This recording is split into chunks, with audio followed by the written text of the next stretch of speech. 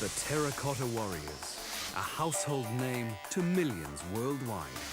But archaeology is still unraveling their secrets. How did ancient craftsmen do something never done before? Create an 8,000-strong army of clay. Now, 21st century science is making astonishing new discoveries and blowing away our cherished image of these world-famous wonders.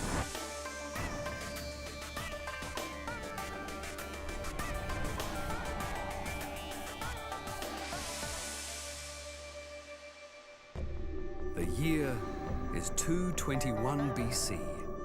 In Mexico, the city of Teotihuacan is expanding, on track to become ancient America's greatest metropolis.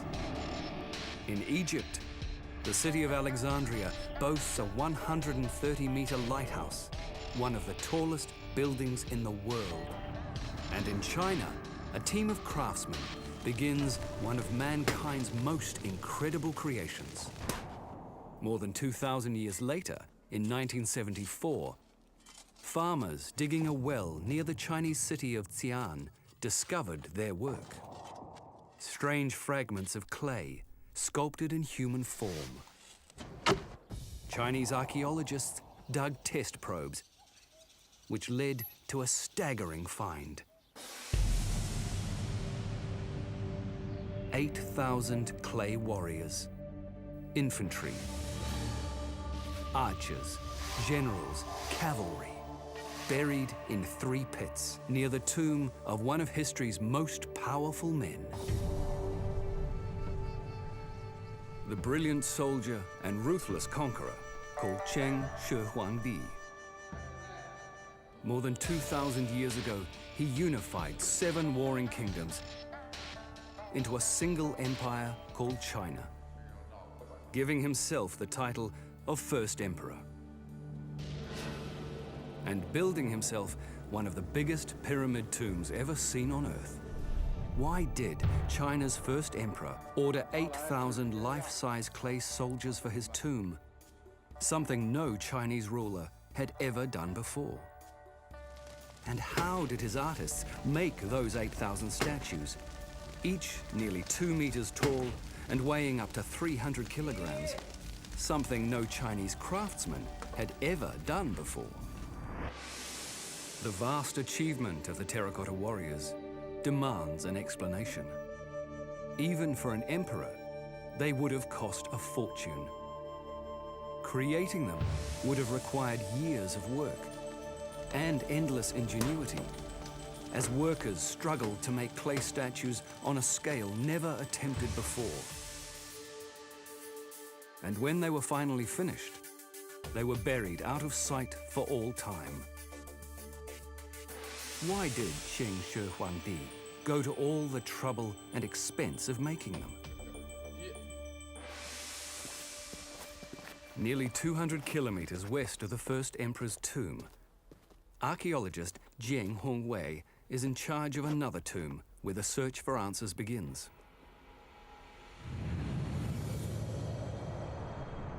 In 537 BC, some 300 years before the first emperor unified China, this gigantic pit was the tomb of Qing Jinggung, ruler of the small kingdom of Qing and the first emperor's ancestor.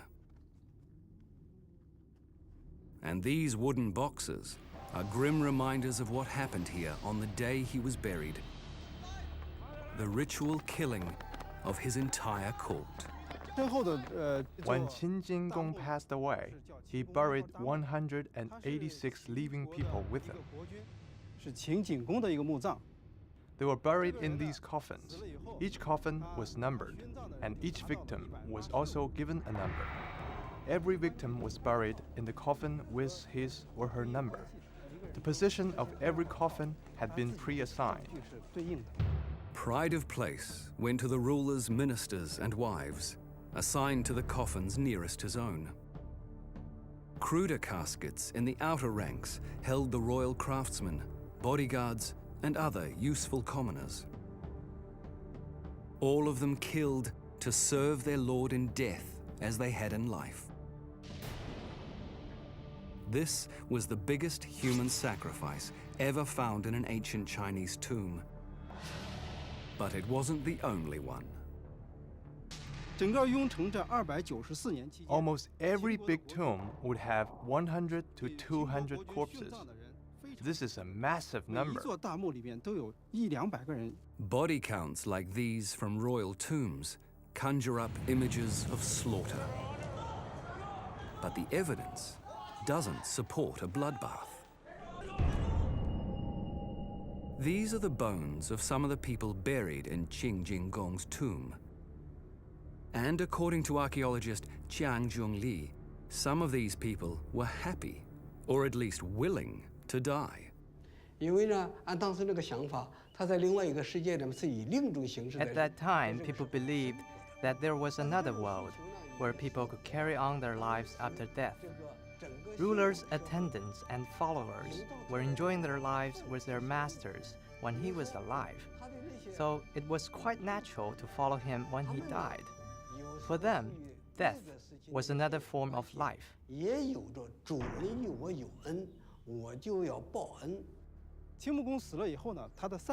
Some people were terrified and unwilling to die, but some other people thought their lives were meaningless without their master. So they wanted to follow their master to death and considered this a big honor. Mass human sacrifice in China finally fell victim to an even bigger slaughter. Less than 65 years after Qin Shi Huang's funeral, China's 7 kingdoms plunged into war. It was called the Time of the Warring States, and it lasted over 250 years. As generation after generation died by the thousands and populations declined, sacrificing hundreds of people for the afterlife became an unaffordable luxury. At that time, human life became more important. As a consequence of years of war, the population had decreased significantly. Each state was struggling to maintain its population, since population means productivity. By the time the first emperor ended decades of war and unified China, human sacrifices were rare, and rulers were substituting more humane ways of providing for their afterlives. In a tomb about 300 years older than the first emperor, we found small pottery figurines some tens of centimeters high.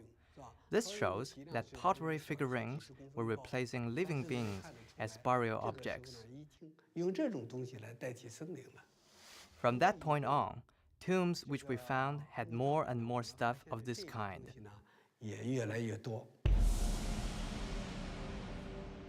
But nothing like this.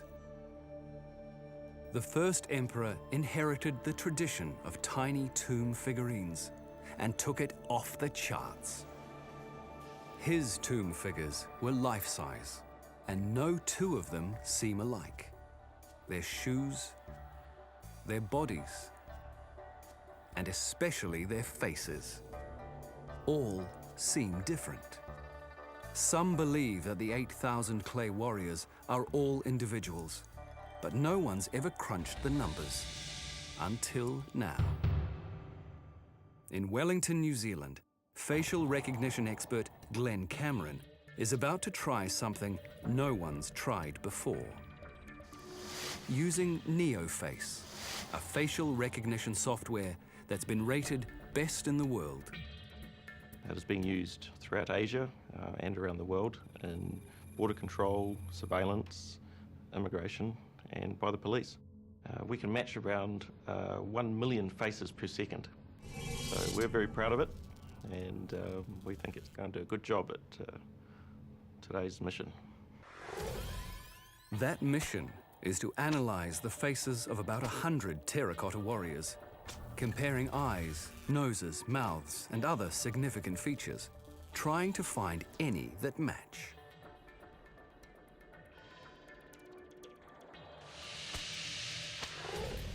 let's have a quick look at these top matches here. These two are the big, fatter chins. So here we have very similar chin lines, the big, thick chin, similar mouth position. Nose is slightly different, but the eyes, eyebrows, very different. There's a huge range of faces here, very individual, very individual. Whole head, very different in shape. Very different facial hair. A lot of difference in the eyes. This guy's looking quite sad. Look at the eyebrows on this one. Nearly frowning. Very entertaining facial features in the eyes, the eyebrows. So this one here, quite a flat nose. And this one here, more normal. There's some similarities between the warriors, like some chins or the mouths, the eyes, the nose, but they're all very unique. I think this is incredibly exciting, and I'm just astounded that they could be produced in these sort of numbers and made so individual. 8,000 individuals. But were they portraits of the emperor's soldiers? Or products of the warrior maker's imaginations? We'll never know. But one thing is clear. Creating 8,000 clay individuals made the job of producing the terracotta warriors even harder than it seems. And failure was not an option.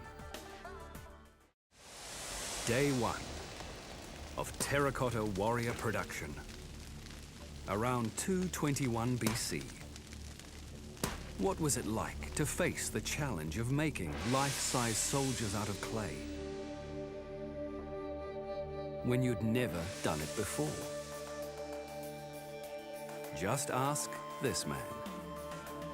And this one.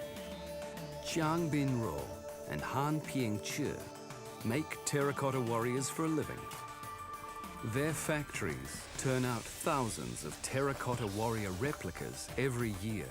A thriving business feeding a worldwide fascination with the first emperor's army of clay. Our terracotta warriors are exported to countries like the United States, Germany, Japan, United Kingdom, and France. We manufacture around 50,000 small terracotta warriors each year, and about 200 full-size figures. Besides the traditional statues, we also modify some elements according to our clients' needs. This warrior is playing golf. We made it for our client, the Yajian Golf Club.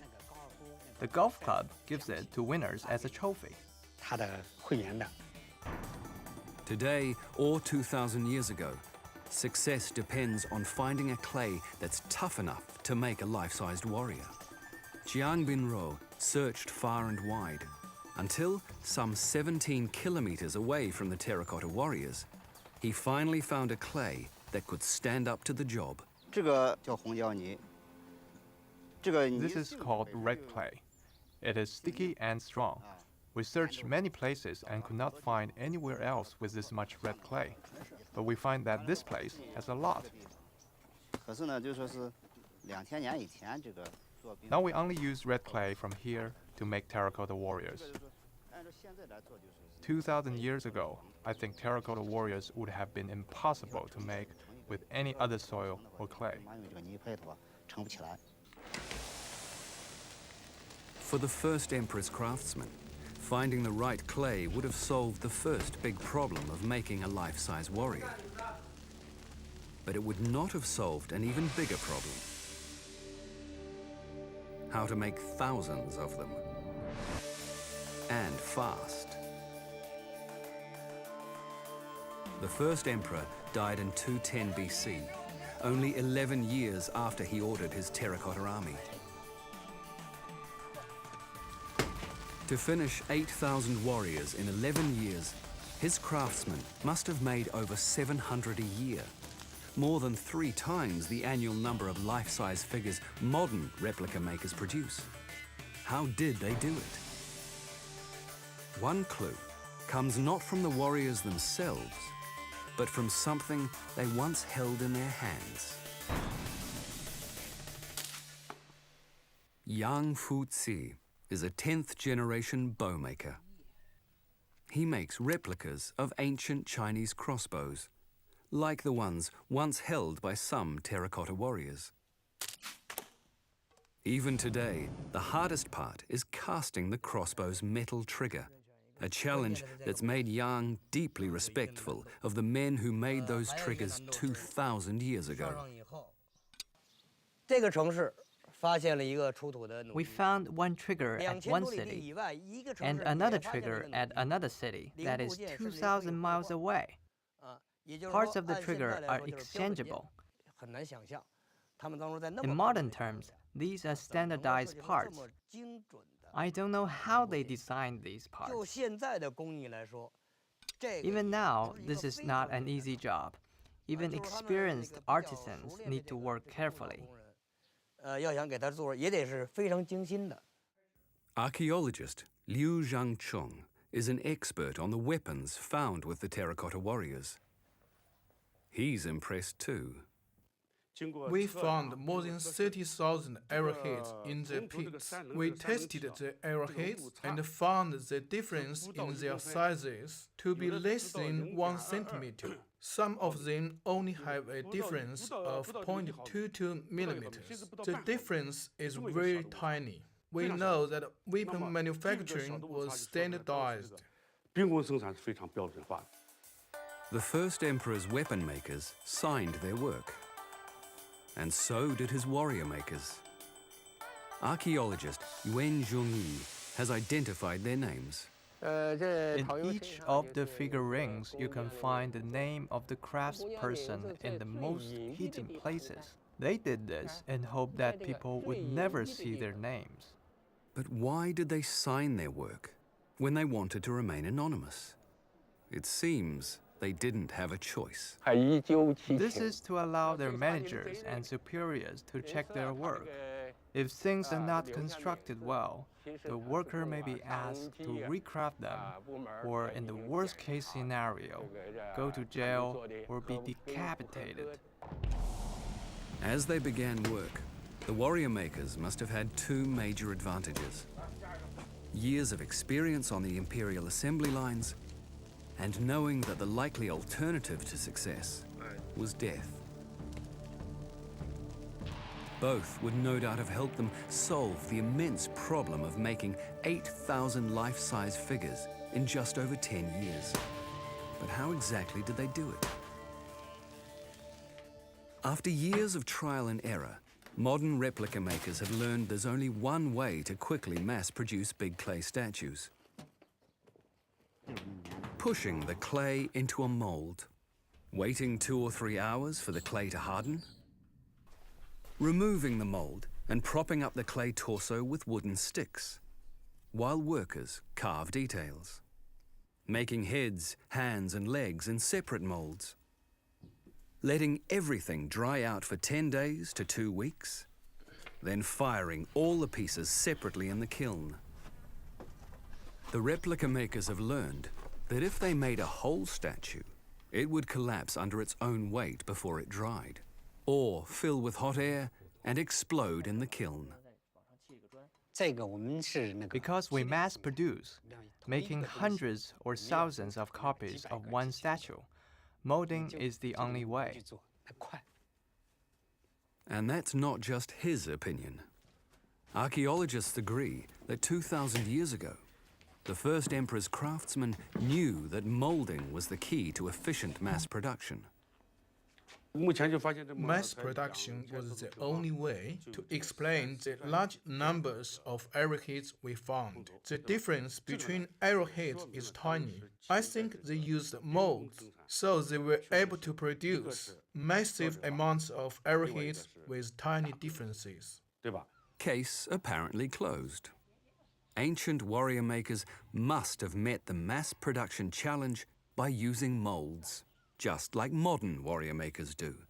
There's only one problem. That's not how they did it. This broken half-body gives us very important information about how terracotta warriors were made. We can see the internal traces of the clay layers here. which shows how the clay coiled up. The sign of how the clay coiled up and joined together is very clear. Here's one clay coil. Here's another clay coil. One coil after another, until the clay layers were all joined up inside the body. You see this layer, this layer, this layer, until it reaches this place, near the bottom, one by one. So, this is how a terracotta warrior is made. The ancient evidence leaves no doubt. The original terracotta warriors weren't just stamped out of molds.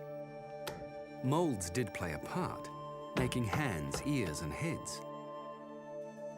But incredible as it seems, the bodies of all 8,000 terracotta warriors were made individually, by hand, and with techniques that were revolutionary for their time. The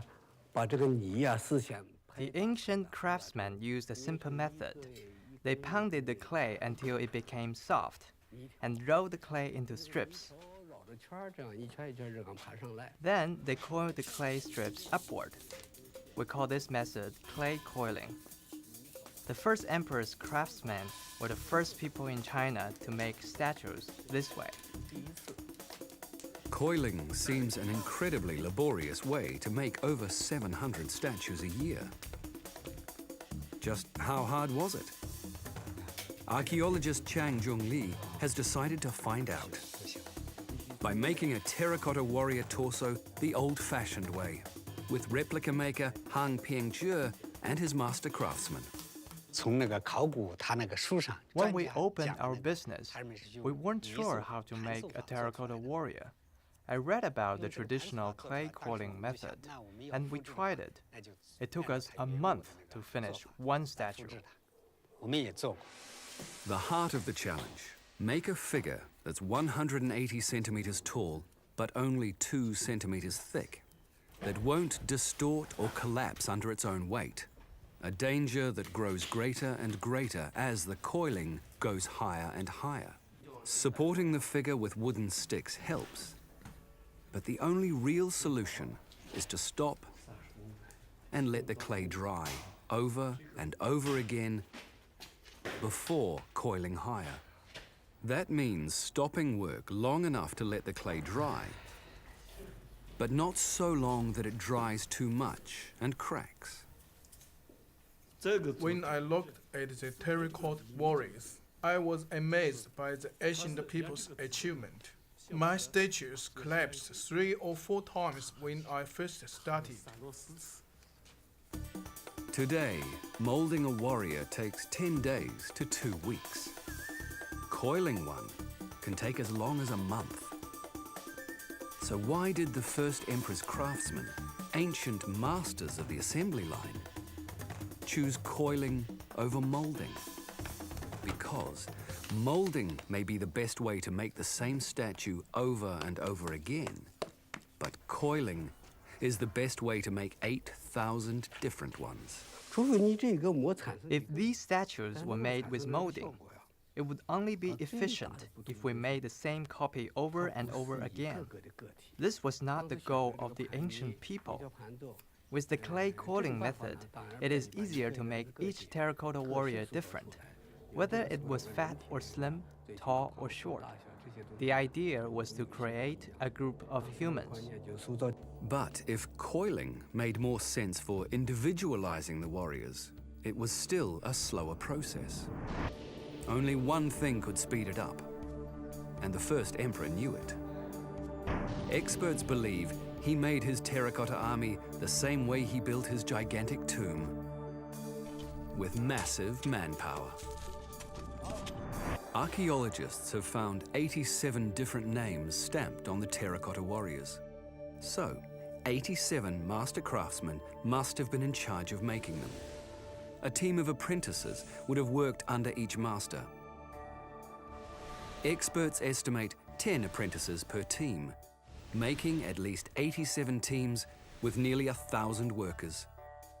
Coiling one statue every month, each team could have finished 12 warriors every year, and all 8,000 in only 8 years. But today's replica makers know that having a huge labor force wouldn't have solved one final problem. A problem that could have destroyed their production schedule. In northern China, winter temperatures plunge below zero, while summer soars to 35 degrees. Both extreme cold and extreme heat will ruin clay statues before they can harden. From long experience, I think the coiling method that was used 2,000 years ago could not have been done at such temperatures. Ideally, the temperature needs to be maintained at around 20 degrees Celsius. Without the benefit of modern heating and cooling systems, the ancient warrior makers faced a stark choice. Find a way to keep their workshops at 20 degrees all year round, or stop work for 6 months of the year. No one knows what they did. But replica maker Jiang Binruo has his own theory. Cave houses dug out of the hillsides by farmers living near the first emperor's tomb. Warm in winter, cool in summer, they're ideal places to live while tending crops. Jiang believes that 2,000 years ago, they were also ideal places to make terracotta warriors. In the summer, the temperature outside may reach 30 degrees Celsius. Inside the cave house, it may only be 20 to 25 degrees Celsius. In the winter, outside may be minus 10 degrees Celsius, while the cave house remains at 15 to 20 degrees. They sculpted the terracotta warriors in cave houses, then fired the statues by sealing the entry of the cave house and turning it into a kiln, so they could fire the statues inside. The trials and errors of today's warrior makers bring us as close as we can get to the challenges facing the ancient creators of the terracotta warriors. Sculpting 8,000 warriors in just over a decade, no two of them alike, when no one had ever done it before. But the evidence also shows that making thousands of clay statues wasn't the end of their labors. To satisfy their emperor, the ancient warrior makers had to meet one more challenge. Today, experts are reconstructing the final work that finished the terracotta warriors. What they've discovered has delighted some and shocked others.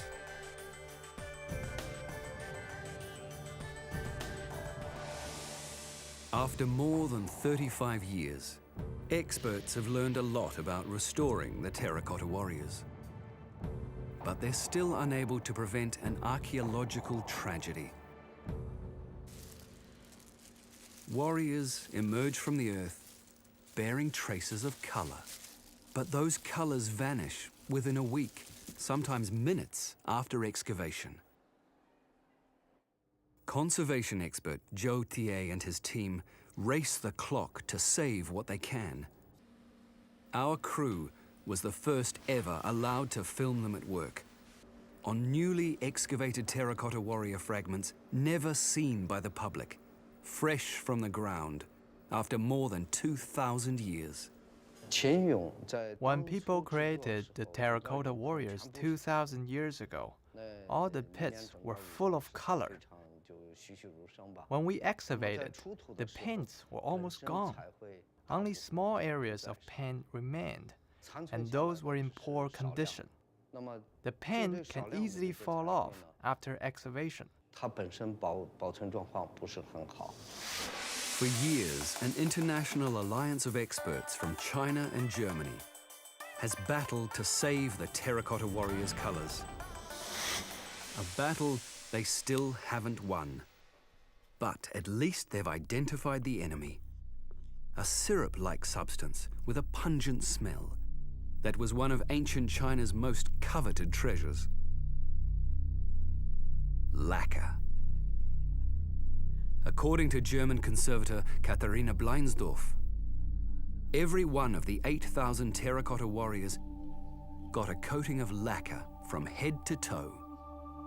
Lacquer is a very stable material, and also in the antiquity they knew that it can survive centuries or even longer. So it had technical reasons, but also aesthetical reasons and reasons of meaning.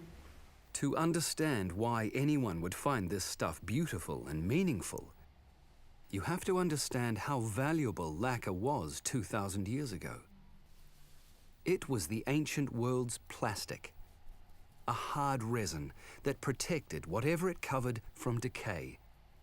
And when it dried, its brown color transformed into a glossy black nothing else could equal.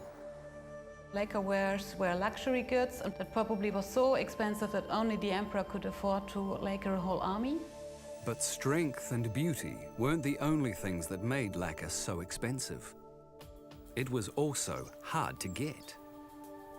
The sap of the lacquer tree can't be harvested until the tree is 6 years old. And even then, only from June to September, when the weather is warm.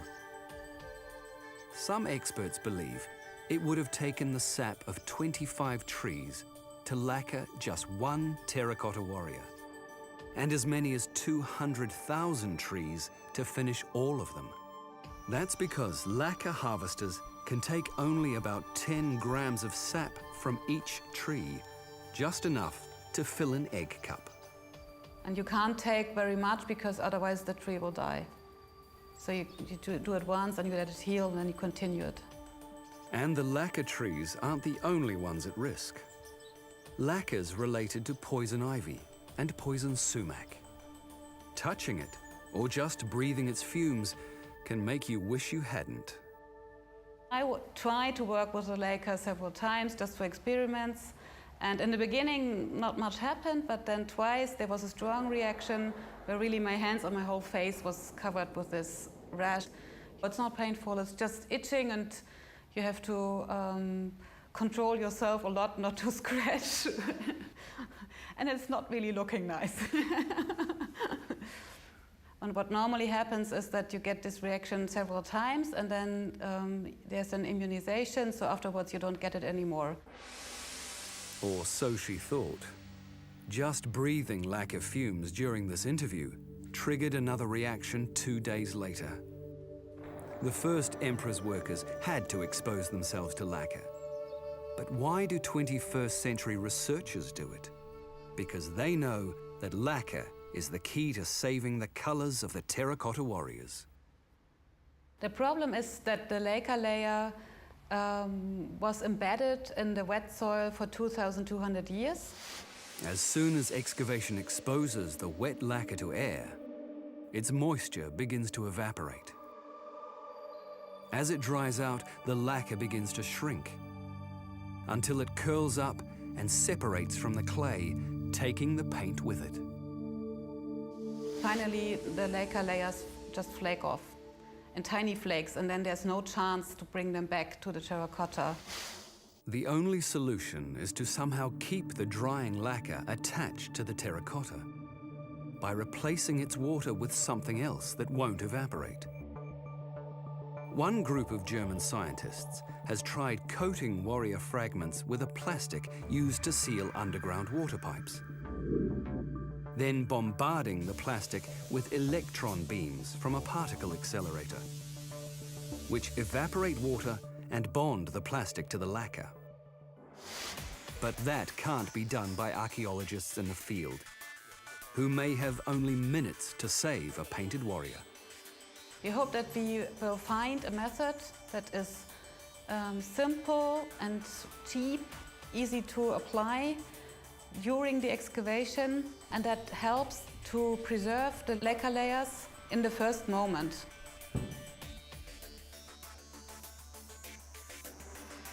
If saving what's left of the terracotta warriors' colors seems hard, reconstructing what they originally looked like seems next to impossible. The only clues are faded fragments of terracotta, bits of paint found in soil, and old excavation reports. But now, visitors to a Munich museum can see what the terracotta warriors really looked like.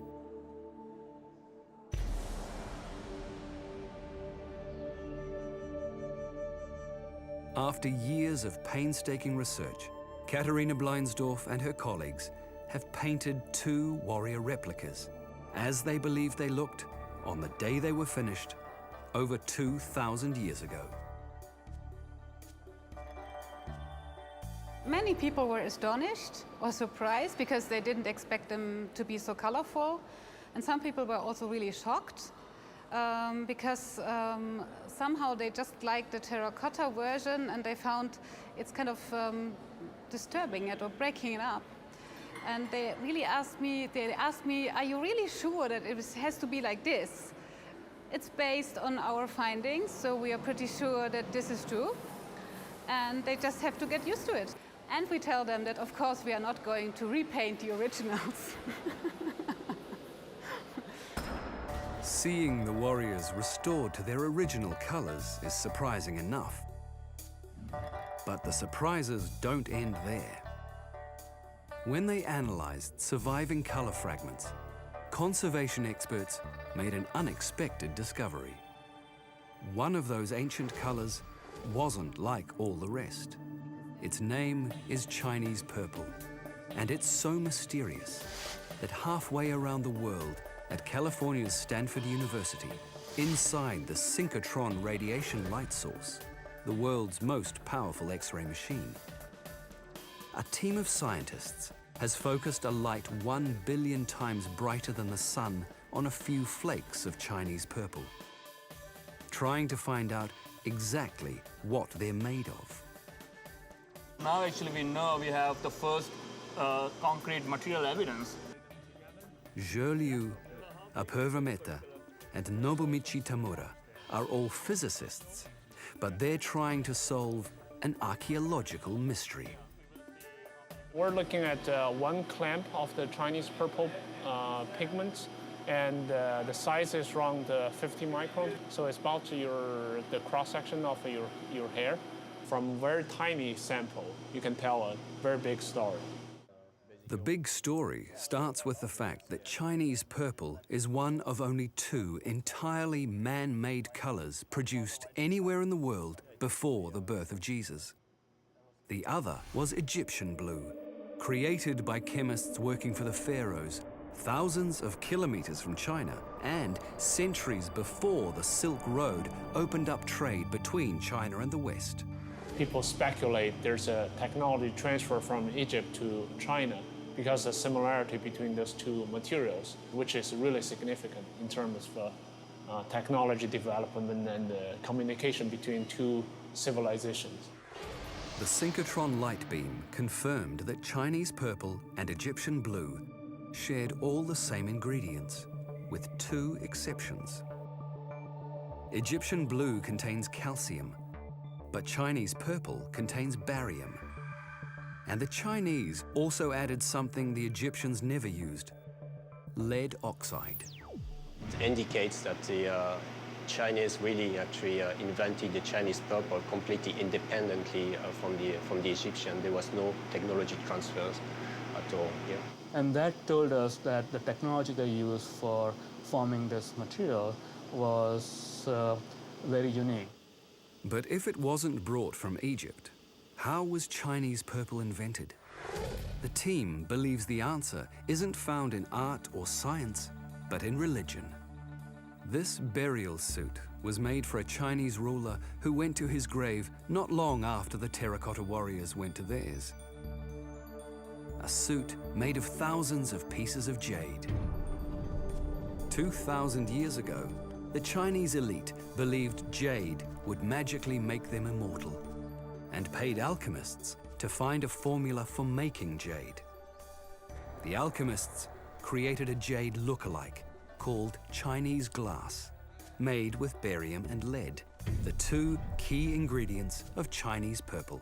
As they searched for the secrets of immortality, did they also create Chinese purple? Chinese glass and Chinese purple had nearly identical compositions, and their apparent connection doesn't end there. About 250 AD, some 500 years after the terracotta warriors, China's religious beliefs began to change. People no longer buried themselves in jade to make their bodies immortal. Chinese glass disappeared. Chinese purple also disappeared at exactly the same time and was never made again. Stanford's synchrotron has shed its light on Chinese purple's sacred past. And across the United States, another powerful scientific tool has revealed Chinese purple's potential to make a better world. In Tallahassee, Florida, scientists have discovered that the terracotta warrior's purple paint is much more than just a beautiful color. A discovery made here at the National High Magnetic Field Laboratory, home of the 45T hybrid, the world's most powerful magnet, packing 45 Teslas of magnetic force. Facility Director Eric Palm has a simple way of showing what 45 Teslas can do. If I take this steel washer closer to the magnet, you can see that it will be pulled and attracted to the magnet. I believe that the stored energy is about 20 sticks of dynamite. It's dangerous enough that we don't typically allow people to that have not been trained to be around the magnet. We don't allow people to bring tours where they can see the magnet just in case something bad happens. A chance many might not care to take. But scientists from around the world, like Suchitra Sebastian of Cambridge University, sign up for magnet time year after year. We have to be really careful not to have anything magnetic several feet within the magnet. This could be actually fatal because we've seen what could happen if just a tiny wrench is let loose. You just actually feel it being ripped out of your hand and being literally sucked into the magnet. And this is crucial because if you were to be holding something like a large spanner or something like a chair, if a steel chair happened, it could literally kill someone if they were standing in its way. So what draws scientists like a magnet, to the 45T hybrid? Simply this. If you load just about any material on Earth into this magnet's core, and then pump in liquid helium to cool it down to hundreds of degrees below zero, the 45T hybrid's power will force that material to reveal its secrets. In 2006, Suchitra Sebastian and Neil Harrison put a few flakes of Chinese purple into the magnet's core and saw things never seen before. Inside the magnet, the molecules of Chinese purple became a single magnetic wave. The team dropped the temperature even further, and the magnetic wave lost its third dimension, separating into individual two-dimensional planes. Well, when I first saw this, I guess we were just in disbelief. It was a complete surprise. I mean, it was a totally new type of discovery. A discovery that might change the world. Because studying shifts from 3 to 2 dimensions could help make better superconductors. And better superconductors could mean more efficient magnetic trains, lower electricity bills, and faster computers. It's incredible to think that this material that's been around for more than 2,000 years, that was initially discovered and in fact created by Chinese chemists and has been on this terracotta army for 2,000 years. It's incredible to think that we've revisited this material, something that's a fundamental advance in our understanding, in our 21st century knowledge of physics, and that's just mind-blowing. What other new secrets might still be hidden within this ancient army of clay? Over 2,000 years ago, the terracotta warriors were an emperor's vision and a brilliant technological achievement. Today, science is revealing just how brilliant that achievement really was, and making us wonder if all we've learned about these ancient masterpieces may be only a beginning.